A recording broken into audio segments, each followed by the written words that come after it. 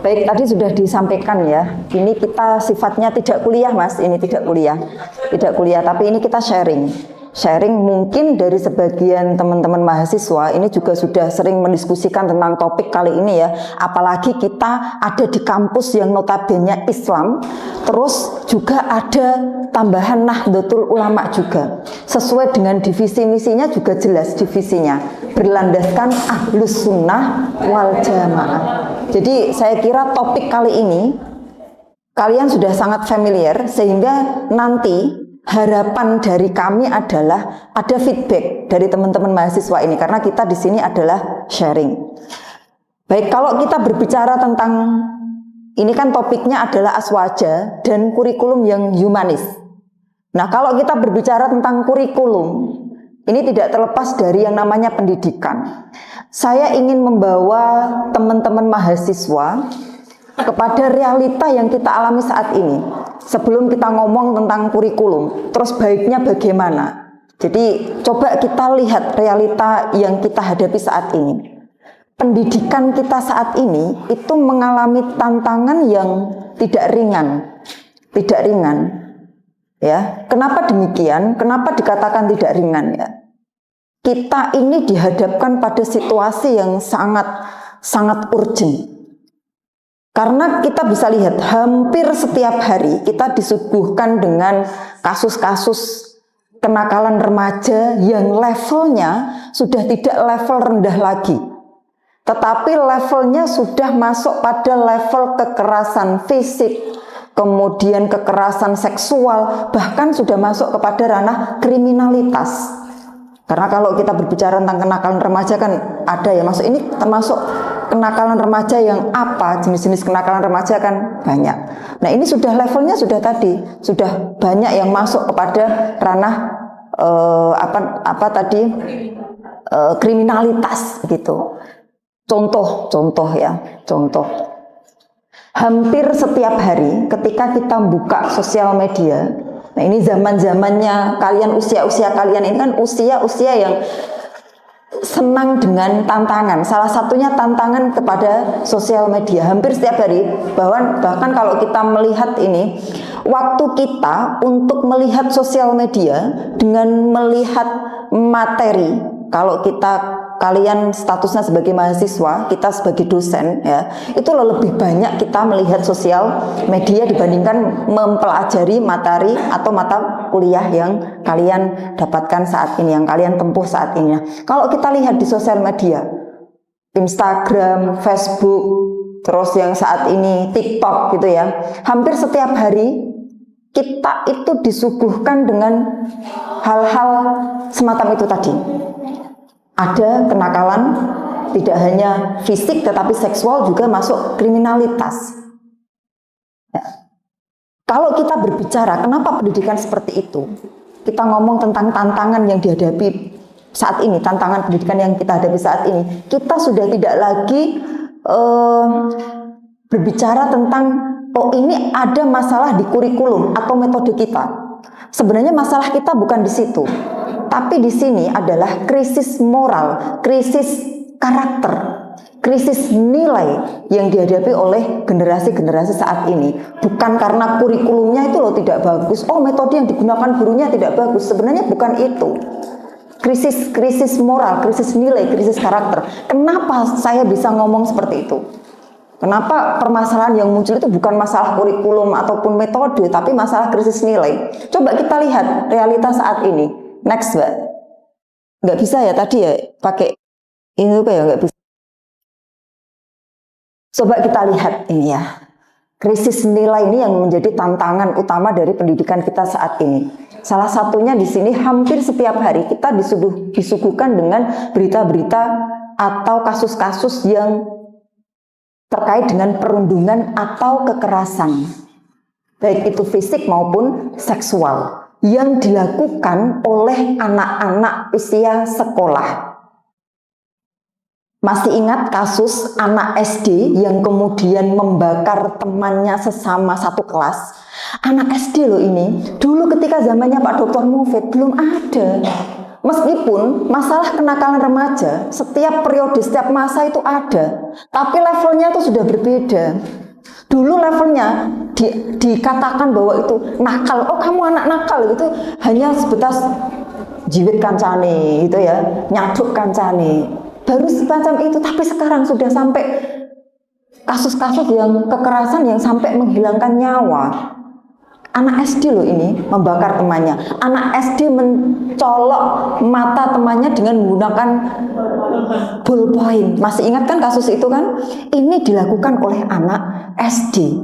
Belum lagi kalau kita melihat kasus-kasus usia SMP, SMA itu kan sedang masa-masa untuk menemukan jati diri gitu.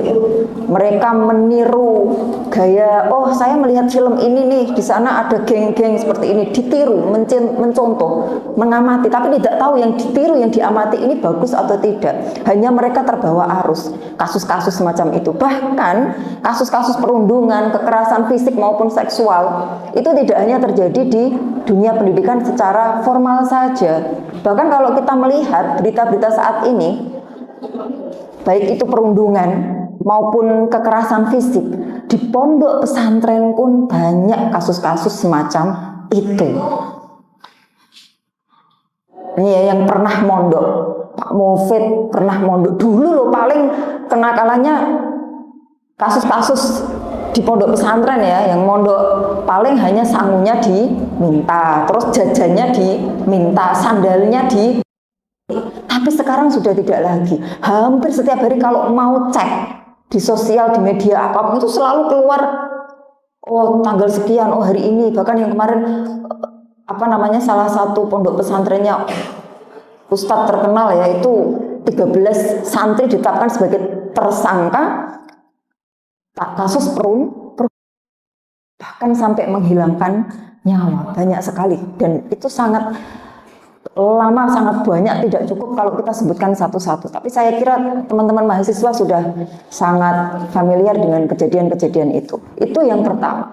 Kemudian, nah ini, geng motor, tawuran, baru saja.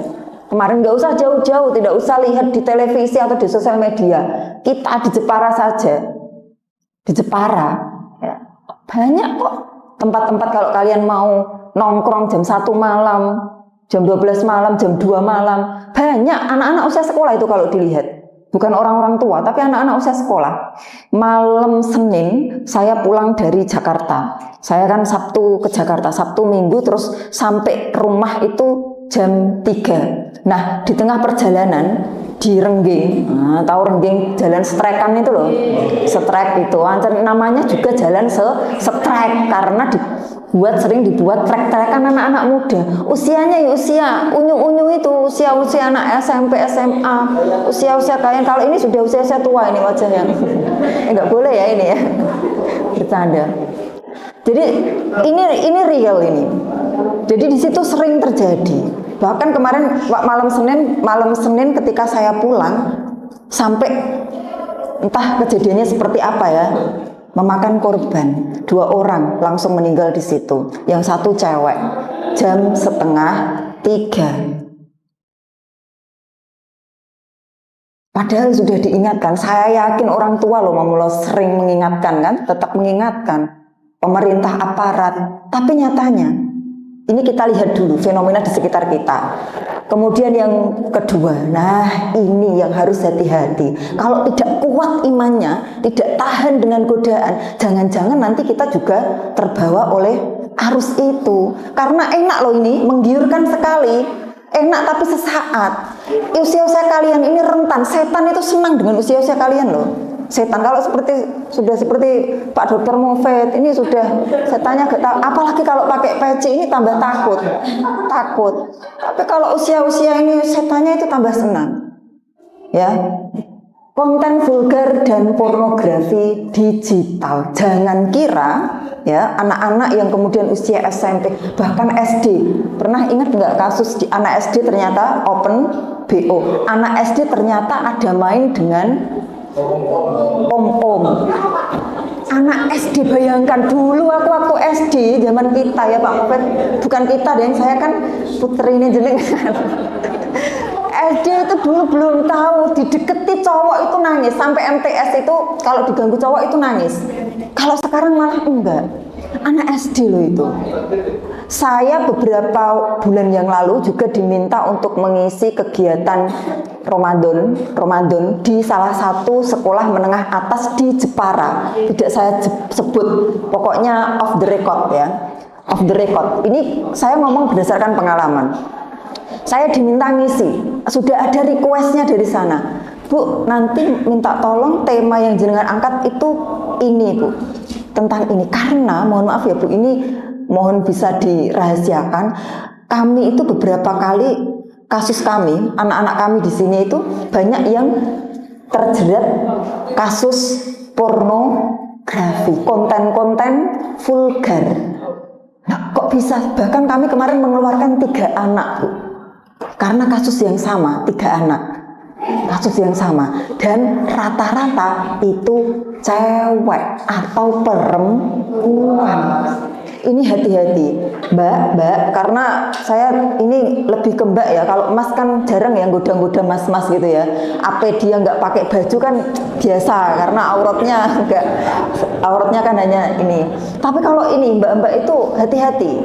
Ini kan misalkan selfie ya Mbak, misalkan selfie terus diposting, terus nanti ada like. Awalnya sih like gitu ya, love itu loh. Kemudian nanti komen cantik gitu. Cewek, fitrahnya seorang cewek itu suka dengan pujian. Suka dengan pujian, tak kandani Mas, kata kuncinya itu, kata kuncinya cewek siapapun itu, tidak peduli ayu, elek, apa namanya, tinggi, putih, kaya, miskin, semuanya suka dengan pujian, termasuk saya. Ini ngomong jujur. Jadi siapapun lah itu, cowok pun kalau di like statusnya itu kan seneng. Nah, kadang tidak semua orang yang melike kita itu memang benar-benar melike. Sama halnya, tidak semua orang yang di status WA kita, wah ada 217 viewer yang sudah melihat status saya. Jangan GR dulu, belum tentu itu melihat terus loh. Contohnya saya. Nah, saya kan jarang buka statusnya orang, tapi kalau buka, tidak saya lihat kadang video yang gertak, tag, apa, dipencet-pencet gitu loh, dipencet ya, skip, tapi nggak dibaca, nggak dilihat videonya. Nah, sama halnya orang yang ketika melike kita, melike status kita, melike video kita, melike postingan kita, yang ngomong cantik, bagus, itu tujuannya memang bagus, tidak, tapi banyak yang kemudian ada niat terselubung. Nah, ini kasus yang dialami oleh salah satu beberapa peserta didik yang ada di sekolah X tadi.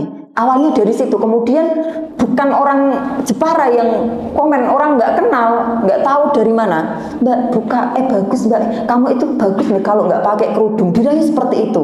Coba Mbak postingan kirim foto yang nggak pakai kerudung.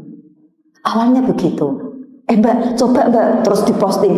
Mbak temenan beneran cantik banget kamu kalau nggak pakai, lebih cantik kalau nggak pakai kerudung. Coba Mbak besok pakai tank top. Ini real loh, ini saya sampaikan. Ini real Mas Mbak, berawal dari yang semacam itu. Coba Mbak, kamu fotonya posenya yang kayak gini, seperti ini. Awalnya demikian, tapi lama-lama kemudian terjadilah konten vulgar. Konten vulgar ya, meskipun tidak sampai melakukan hubungan yang terlarang ya, tapi kan itu sudah masuk di luar dari etika, dan ya memang di luar dari etika. Menyalahgunakan IT untuk kepentingan itu, akhirnya dia diminta untuk sampai membuat video dan sebagainya, meskipun tidak sampai melakukan hubungan ya, tapi membuat video-video semacam itu yang mungkin tunggal tahu ya maksud saya ya, tunggal kan tidak ada lawannya, hanya nggak pakai baju terus foto-foto semacam ini, video semacam ini. Lah, sampai ada kasus semacam itu akhirnya sampai dikeluarkan. Kenapa kok sampai dikeluarkan? Karena setelah dia merasa bangga dengan pujian dari para buaya tadi ya, para buaya itu lanang, tak ono buaya wedok, nggak ada buaya wedok, buaya itu rata-rata lanang ya. Kamu buaya, nggak ada orang yang ngalani buaya itu wedok, nggak ada ya Mas, maaf ya Mas ya.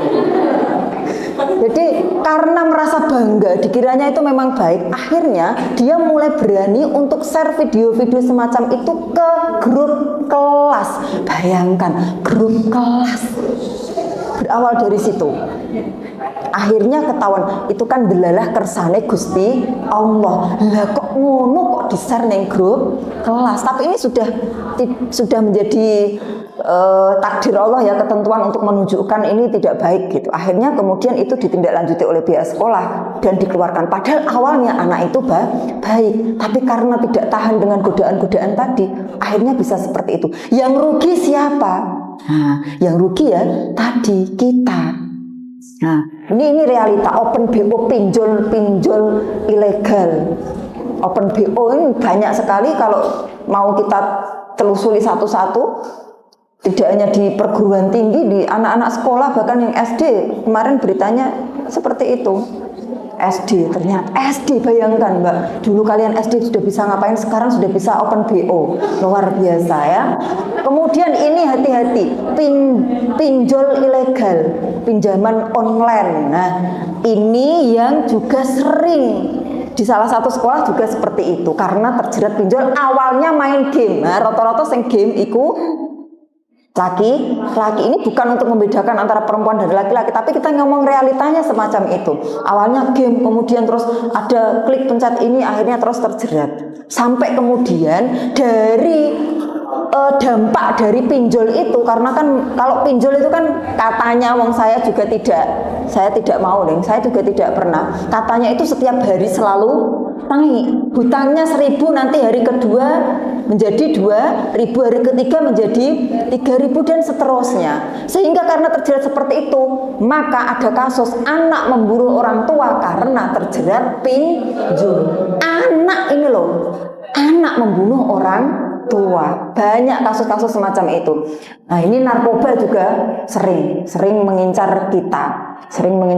Kemarin, dan ini orang kapok-kapok ya. Dulu di Pekalongan juga ketemu di pabrik itu ya. Ada lagi di mana, yang kemarin di mana, gunung apa itu, wisata apa yang ditemukan ganja itu loh, Bromo, wisata Bromo. Berarti selama ini ya kan gitu ya. Itu sebenarnya satu dari sekian kasus yang memang tidak usah ditutupi lagi ya. Seperti itulah realita kita harus waspada. Ini kita coba urai satu persatu. Kemudian ujaran kebencian, eksklusivitas agama.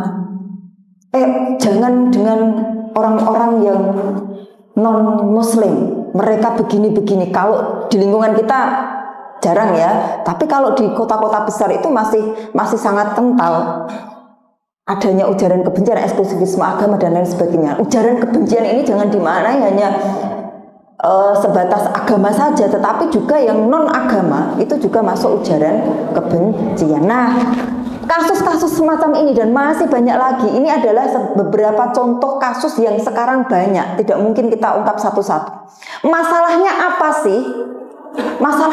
Kembali ke tadi, kurang-kurangane. Nah, kurikulum kita itu kan hampir setiap tahun ada perubahan, ganti menteri, ganti kurikulum, tapi esensinya bukan itu.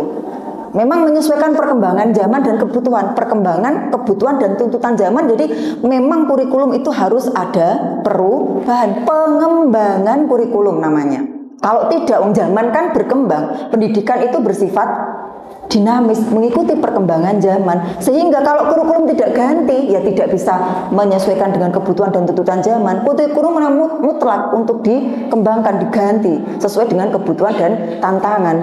Jadi kalau kita berbicara apa yang menyebabkan kemudian permasalahan-permasalahan ini, bukan karena masalah kurikulumnya yang tidak bagus, metodenya yang tidak bagus. Next, Mbak. Tapi ya tadi, krisis nilai, krisis karakter, krisis moral. Ya. Nah, belum Mbak sebelumnya. Oh iya, ini. Nah, ini. Kenapa kok dikatakan krisis nilai, krisis karakter, krisis kosongan? Apakah ya anak-anak sekarang itu tidak pintar? Oh, pintar. Bahkan kalau banyak ya sekarang anak-anak yang memiliki IQ di atas rata-rata, ikut olimpiade ini, ikut ini, cerdas semuanya. Mereka cerdas. Apakah kalau kita berbicara teknologi sekarang tidak support. Oh, sangat mendukung sekali. Bahkan kalau dibandingkan dengan periode-periode sebelum atau generasi-generasi sebelum kita, akses teknologi sekarang sangat bagus. Lalu masalahnya apa? Kurangnya di mana? Kalau kurikulumnya sudah bagus, akses teknologinya bagus, anak-anak juga cerdas. Sebenarnya masalahnya apa? Nah, kalau kita ingin mencari masalahnya, maka sebenarnya akar masalahnya itu adalah pada kekosongan nilai. Mereka itu mengalami kekosongan nilai, kehilangan arah, kehilangan panutan. Kekosongan nilai itu bukan karena mereka tidak cerdas, bukan karena kurikulumnya tidak bagus, tidak, tapi kekosongan nilai. Lah, kenapa kok bisa dikatakan kekosongan nilai? Karena kurikulum atau pendidikan kita saat ini itu hanya mengedepankan dari sisi akademisnya saja. Hanya berkutat pada angka-angka. Yang penting kamu dapat nilai 10, yang penting kamu bisa menjawab ini, tapi lupa tentang jiwa, mengisi kekosongan jiwa. Nah, ini yang kemudian menjadi akar masalah di kita. Meskipun ya secara konsep kurikulum sudah bagus, tapi pada tataran implementasinya masih belum menyentuh pada ranah nilainya tadi. Baru masih prosentasenya masih banyak di ranah kognitif. Ya, meskipun secara konsep sudah baik. Nah, di sini tadi ya, akses digital itu kan bagus. Nah, ini juga ada dampaknya, plus minusnya. Kalau aksesnya bagus kan berarti kita lebih mudah untuk menggali informasi, menggali referensi, harusnya kan bisa dimanfaatkan dengan baik. Masalahnya bukan di akses internetnya yang digitalnya yang bermasalah, tapi kurangnya kontrol, bahkan tidak ada kontrol. Tidak ada kontrol untuk akses itu tadi. Ini hati-hati. Nah, hati-hati. Saya hampir kecolongan. Ini ngomong pribadi. Saya hampir kecolongan. Biasanya kalau saya memberikan waktu anak untuk nonton HP, kan tidak saya fasilitasi HP sendiri. HP-nya ya HP saya ini. Kalau pulang benda pinjam HP 5 menit ya, 10 menit ya, itu hampir kecolongan. Tapi kalau di luar, kalau saya di kampus, kalau dia sama teman-temannya, nah ini kemarin hampir kecolongan. Saya cek. Biasanya kalau lihat YouTube kan saya lihat apa Kak? Oh iya, ternyata suatu ketika pada saat itu, ternyata dia karena sudah bisa nulis, baca kan bisa ngetik sendiri, buka tonton video yang praktek sunat itu loh Mas Mbak, praktek sunat aku langsung kaget. Meskipun itu begitu ya, tapi kan begitu kan isinya kan, itu langsung astagfirullahaladzim, Kak ini kok nonton ini gimana? Itu aku ikut sama Kak Aula kan nonton itu, kemarin kan nonton itu, aku ikut nonton itu sama Kak Aula. Baru semacam itu, kalau tidak kita kontrol, belum saatnya usia itu untuk melihat itu kan begitu. Nah kalau kita tidak ada kontrol, coba kalau tidak ketahuan terus biarkan, nanti terus kan lihatnya kemana-mana. Meskipun dia awalnya nggak ngeh karena hanya ikut temannya, awalnya temannya lihat itu karena penasaran, Kak Aula itu kebetulan mau sunat, sehingga dia ingin melihat wong sunat itu seperti apa, penasaran, makanya lihat video, bukan video tutorial ya, masuk tutorial sunat, video sunat, dan ada ternyata video sunat, praktek sunat itu. Nah kebetulan anak saya ikut nonton, sehingga ketika pulang dia pinjam penasaran, masih penasaran mungkin memanfaatkan ini untuk lihat itu. Nah ini karena kurangnya kontrol itu tadi, maka kontrol pengawasan itu penting. Kemudian minim keteladanan dan pemahaman agama yang baik ya, minim keteladanan. Terlebih tidak hanya guru ya, tapi orang tua, guru, pemuka agama, semuanya. Contoh, ketika kita sebagai orang tua tidak usah ngomong jauh-jauh, ini sering saya sampaikan. Maghrib, contoh kecil saja. Keteladanan kan pemberian contoh. Ada adzan, kalau orang tua, biasanya kalau sore-sore kan enaknya istirahat nonton TV kan. Tapi kalau kemudian orang tua tidak memberikan contoh atau teladan yang baik, ada adzan maghrib, TV-nya masih dihidupkan, nonton terus. Kira-kira nanti anak itu dibentuk ke depannya akan seperti itu enggak? Akan seperti itu karena dia melihat tadi kebiasaan yang dilakukan oleh keluarganya di rumah. Beda kalau misalkan, Kak sudah maghrib, TV-nya dimatikan dulu ya. Ayo kita jamaah ke musola. Atau kalau perempuan-perempuan ada alasan haid ya, Kak sudah maghrib, nah, terus ke musola sama temannya, ke musola sama Allah, itu kan bagus kalau terbiasa. Nah, mungkin bagi anak tadi yang disampaikan oleh Pak Warek 3, cara menyampaikan, mengapresiasikan atau mengungkapkan rasa cinta kita kepada orang lain itu kan beda-beda. Mungkin bagi anak memandang bahwa ibu meneh asik-asik nonton TV malah dikongkon sholat.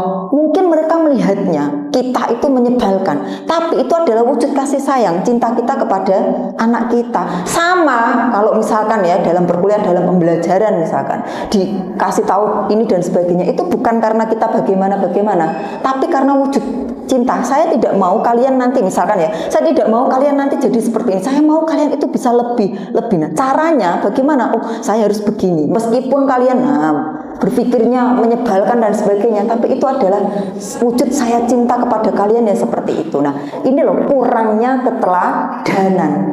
Terlebih dari orang tua, guru loh. Kasus guru yang kena kasus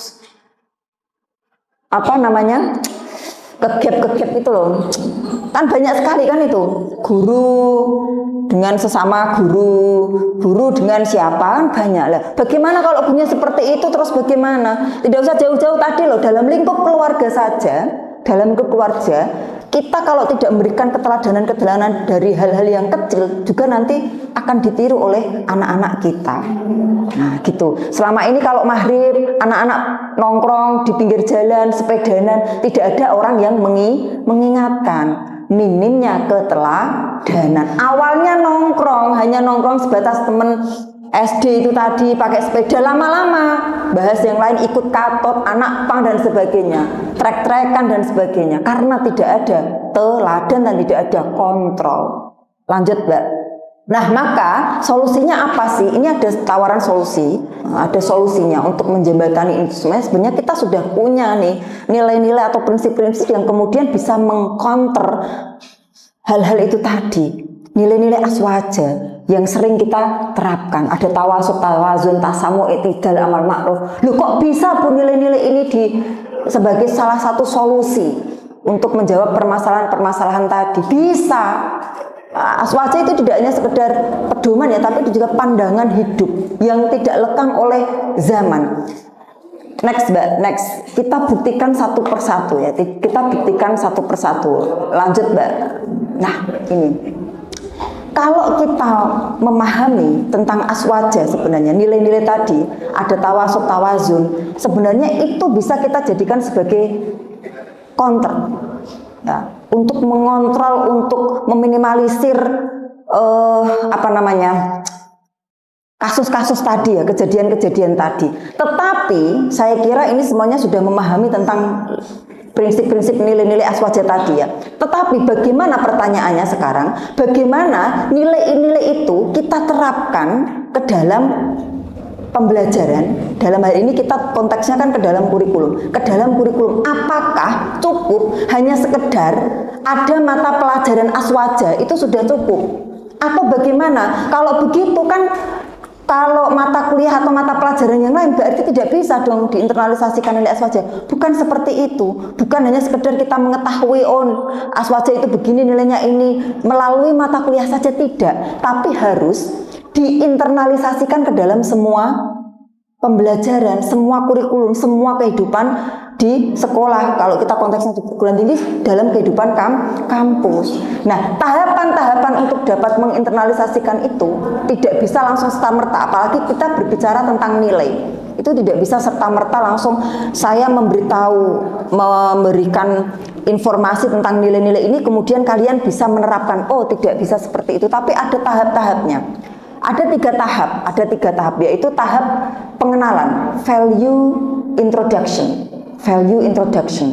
Ini sesuai dengan hasil penelitian di disertasi saya, tahapan ini ya, value introduction. Jadi sebelum kita anak-anak bisa mampu menerapkan nilai, mereka harus paham dulu. Makanya ini kan kalian sudah ada mata kuliah aswaja, diskusi-diskusi tentang aswaja juga sudah dipahami. Nah, bagaimana dengan sekolah-sekolah ya yang tidak ada mata pelajaran aswaja? Apakah mereka juga perlu diberikan pemahaman, pengenalan tentang aswaja. Perlu atau tidak? Perlu, karena untuk bisa menerapkan kan harus tahu dulu. Nah, makanya pengenalan aswaja itu tidak harus melalui mata pelajaran. Kalau misalkan tidak ada mata pelajaran khusus tentang aswaja, itu bisa disisipkan ke dalam mata pelajaran yang lain. Meskipun penyebutannya tidak sampai tasamuh tawazun, tapi konsep toleransi, konsep keadilan itu kan bisa disampaikan di mata pelajaran lain yang terkait. Pengenalan, value introduction.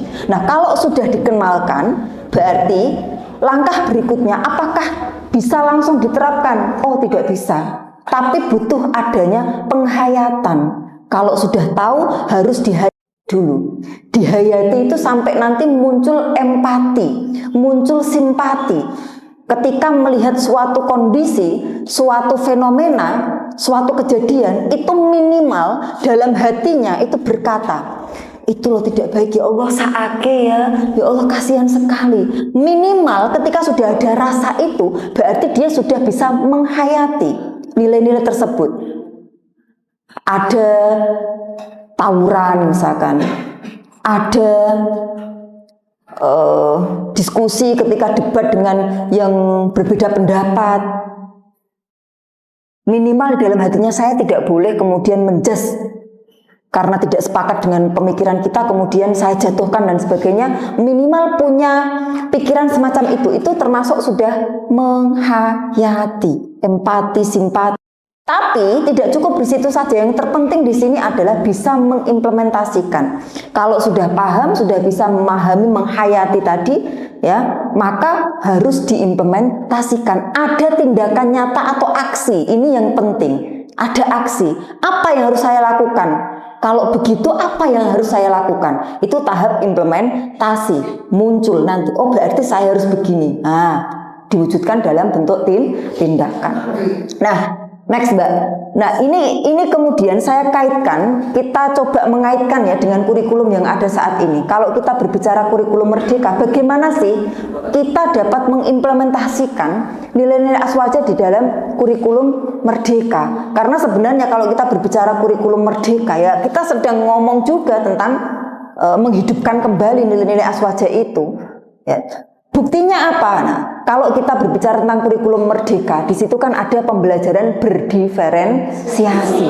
Pembelajaran berdiferensiasi itu apa? Ya, mahasiswa PAI, mahasiswa FTIK, menghargai perbedaan, bahwa setiap peserta didik itu memiliki kemampuan yang berbeda, tidak bisa disamakan antara peserta didik yang satu dengan yang lain. Maka kalau itu berbeda, penanganan yang kita lakukan sebagai pendidik juga harus berbeda. Di dalam kurikulum merdeka seperti itu ada pembelajaran berdiferensiasi, menyesuaikan dengan kebutuhan peserta didik, kebutuhan, bakat, minat, karakter.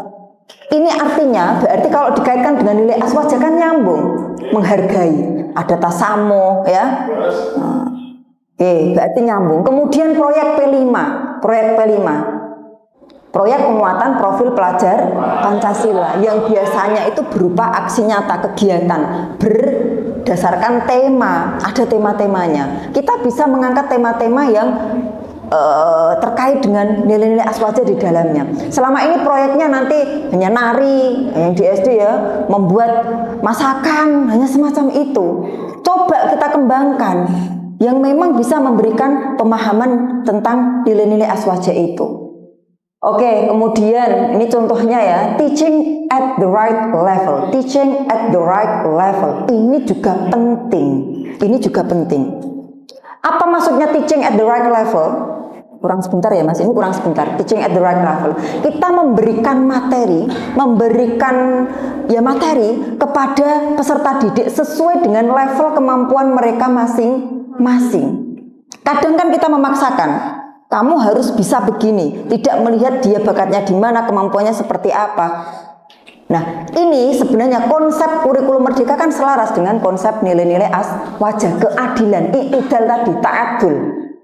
Adil itu kan berarti sesuai dengan kemampuan. Artinya kalau kita berbicara tentang kurikulum merdeka, sebenarnya kita sedang menghidupkan kembali ya nilai-nilai aswaja kita ke dalam kurikulum. Lanjut, Mbak. Nah, di kurikulum Merdeka ini ada istilah ya, deep learning, pembelajaran yang mendalam. Ini juga selaras dengan nilai-nilai aswaja. Dalam Islam kan ada tafakuh fiddin, ya, tafakuh fiddin, mendalami agama tidak hanya sebatas untuk pengetahuan saja, tetapi untuk diamalkan, Sama deep learning kan, deep learning adalah pembelajaran yang mendalam. Mendalam itu tidak hanya kemudian berhenti di tataran kognitif, tapi juga sampai ke aktif tadi, partisipatifnya tadi seperti apa. Ini selaras dengan tafakuh fiddin tadi. Lanjut, Mbak. Nah, pada beberapa tahun terakhir ini, Kementerian Agama itu juga meluncurkan pendidikan berbasis kurikulum cinta. Tetap kurikulumnya sama kurikulum Merdeka, tapi di bawah Kemenak, berbasis kurikulum cinta, Yang di sana lebih mengedepankan kepada bagaimana bisa pembelajaran itu memunculkan rasa empati, sayang, ya, kemudian ya dengan penuh cinta. Nah, ini sebenarnya Mas Mbak, penerapan cinta tadi loh ya, cinta itu bukan dimaknai apa mauku selalu kamu turuti.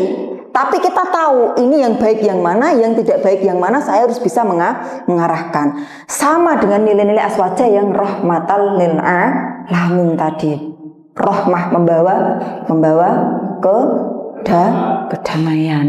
Lah, ini sebenarnya yang kemudian nilai-nilai aswaja ini bisa kita terapkan dalam pembelajaran. Contoh.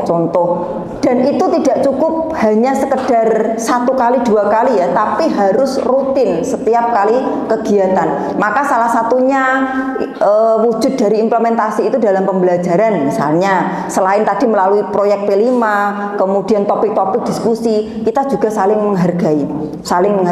Bukan hanya guru yang menghargai peserta didik, tapi juga peserta didik menghargai guru, memahami. Proses pelaksanaan pembelajaran juga dipikirkan. Bahkan kalau di tahapan-tahapan dalam pembelajaran kan ada kegiatan pendahuluan, kegiatan inti, ada kegiatan penutup. Di kegiatan pendahuluan, ingat yang kemarin praktek, sampai ada meningkatkan motivasi. Tujuannya apa meningkatkan motivasi? Anak-anak biar bisa benar-benar siap mengikuti pembelajaran. Sampai dari hal kesiapan mengikuti pembelajaran itu juga diatur. Artinya kan tadi, ya, teaching at the right level. Dia sudah siap belum? Dia sesuai kemampuannya atau tidak? Itu sampai kita perhatikan. Sampai review pembelajaran yang lalu.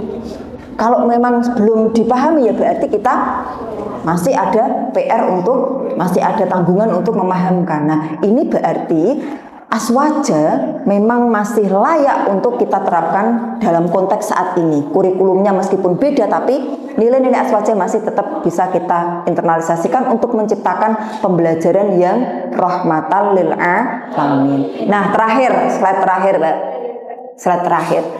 Oh enggak, yang atas ini tadi. Tugas kita bukan berarti kemudian kita lepas tanggung jawab. Artinya apa yang kita upayakan tadi itu masih menjadi tanggung jawab kita sebagai seorang pendidik untuk bisa menginternalisasikan nilai-nilai aswaja, mengimplementasikan khususnya di dalam pembelajaran. Karena ingat, tugas pendidik itu tidak hanya transfer of knowledge, tetapi juga transfer of value, menanamkan nilai-nilai ya melalui tadi penanaman nilai. Jangan hanya alah mas yang penting kamu apel dudukmu begitu, apa kamu tidak mendengarkan, saya tidak mau menegurmu, yang penting kamu mengerjakan bisa, bukan begitu. Kalau seperti itu berarti kita hanya transfer of knowledge. Tapi kenapa kok sesekali mas coba didengarkan mas? Nah, itu sebenarnya kita sedang transfer of value. Transfer of value. Oh, kalau ada orang berbicara harus didengarkan. Bagaimana adab murid kepada guru, guru kepada murid. Nah, itu sebenarnya kita sedang menerapkan nilai-nilai tadi.